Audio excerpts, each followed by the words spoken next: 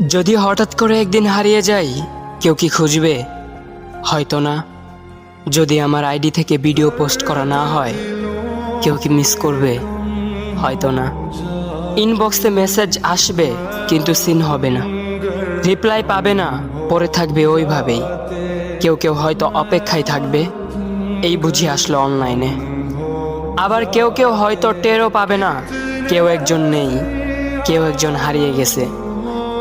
হঠাৎ একটা সময় কারোর হয়তো মনে পড়বে, কে জানি আর নেই। কষ্ট করে নামটা সার্চ করবে, পুরনো ভিডিওগুলো দেখবে আর ভাববে হুট করে কোথায় চলে গেল।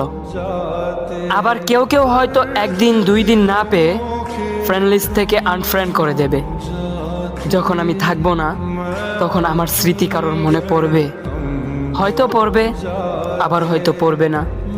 তবে হারাতে হবে, হারাতে হয়, হারিয়ে যাওয়াই নিয়ম। পার্থক্য একটাই, কেউ আয়োজন করে হারায় আর কেউ হুট করে হারায়। আমি না হয় হুট করেই হারিয়ে যাব।